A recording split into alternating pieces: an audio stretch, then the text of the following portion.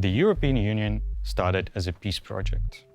This peace project is under threat. Populism. Tensions between ethnic and religious groups have grown. European values are openly questioned. PAX is a European peace organization based in the Netherlands. Similar to the European Union, we have been founded to bring inclusive peace for Europe. Inclusive peace that goes beyond absence of violence. Peace that is strongly rooted in European values. A year ago, we have developed a report outlining 4 possible scenarios for the future of Europe. We have also created an animation.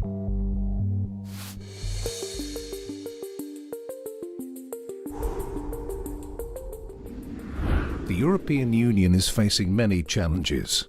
The financial and migration crises, Brexit, the rise of populist and nationalist parties, EU values such as democracy, rule of law and human rights are under threat. The relationships with Russia and the US under President Trump have deteriorated. What will the EU look like in, say, 2040? Will people still respect EU values, or will they be disregarded? Will the EU further integrate or disintegrate? Peace organization PAX identified 4 possible scenarios for the future of Europe. So, 4 scenarios. My colleague, Dion van der Berg, has been working on peace building in and outside Europe for decades. He will explain to us why lack of action and what lack of action will mean for us as Europeans. Dion? Dion? Dion, it's time. I'm coming. Dion? Just a minute. What, a minute? That sounds pretty ambitious. A minute? 1 minute it is. Scenario 1. Paranoid Android.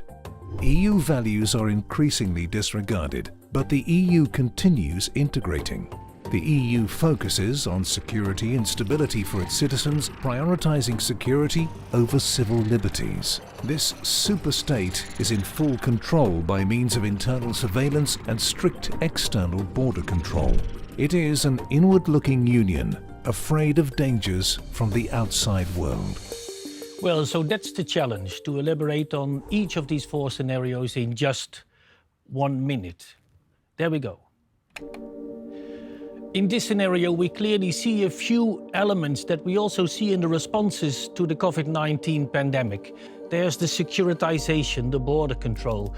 There's the risks of privacy, lack of privacy, the civil liberties being under threat. That's the things we see. Well, there's a focus on negative peace, an inward-looking Europe that's only talking about the absence of violence and not about the positive interpretation of peace. It would be bad news for the Western Balkans, and it would be bad news for Ukraine and Belarus. So this is not what we want. Will the EU still be this example to the rest of the world? Will it still be the beacon of democracy, of human rights, and of prosperity? Probably not. This is not what we want for Europe. Scenario 2. United States of Europe. EU values remain, and the EU continues integrating. In order to remain relevant on the global stage, where China and India continue to rise, and to overcome international challenges such as climate change, Europe is a federation of European states. It has its own armed forces, a proper government, and it collects taxes. Externally, the EU prefers a soft power approach and avoids the use of force. Yet, some groups of citizens feel ignored. For them, a federal Europe only serves the elites. United States of Europe. Many people claim that this COVID-19 pandemic shows that we need more political integration. But as long as we continue to see the European Union primarily as an economic project with financial benefits, then that will not happen. We need to go back into the early days of the European Union when people had a proper understanding of positive peace, not only the absence of violence, but true democracy, human rights, equal opportunities for all, and solidarity. Now, that is not only the political integration about the institution, it's about the citizens as well. And we strongly feel as PAX that citizens should take their responsibility and should help revitalize these European values bottom up and show and give the example to the governments and the politicians that indeed there is an opportunity now to take the next step in the process of political integration. Scenario 3. East, West, North, Best. EU values remain, but the EU no longer exists. North-South and East-West disagreements have taken their toll. Europe consists of a number of loose regional networks, of which the North European Union, the NEU, is the most prominent. Through modern technology, European governments have brought decision-making closer to their populations. There is no structural collaboration on foreign, security and defense policy or justice and home affairs. Only NATO remains. Powers such as China and Russia have gained influence. Overall, this European network experiment is fragile. East, West, North, Best.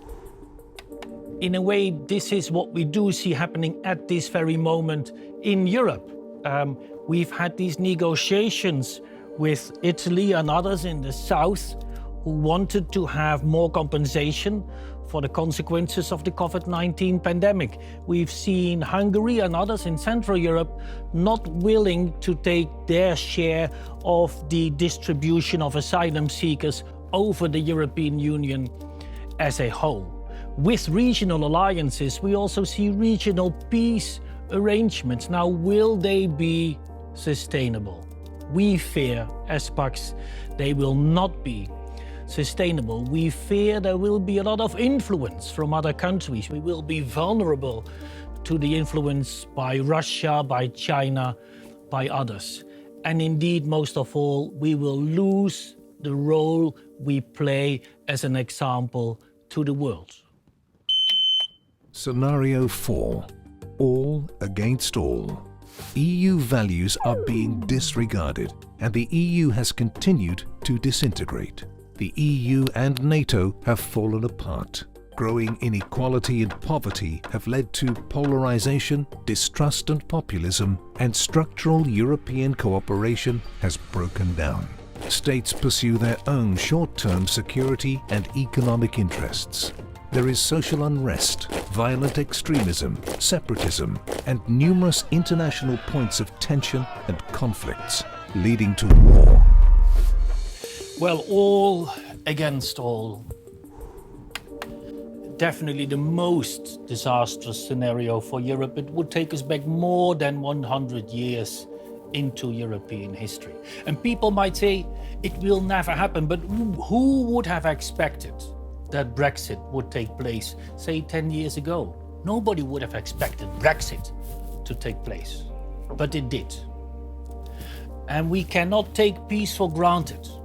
There's a threat to peace, especially if populists continue to grow and narrow-minded national sentiments take over from principles of European solidarity, democracy, and human rights. And there's the risk. And we need to defend ourselves, and we need to mobilize as citizens so that we can help bottom up, work for peace, show that we want peace, and ensure that the governments and the politicians also make the same choice to go for peace. Well, 4 minutes, job's done. That's a wrap. Well, thank you, André. But of course, time keeps ticking, even without the clock. And time is ticking for Europe, time is ticking for peace in Europe. And the motto of the European Union is united in diversity. And there's so much of a diversity in the history, in the interest, in our experiences. And to have a strong basis to continue working on Europe and the European Union, we need that peace. No better common ground for Europe than the value of peace.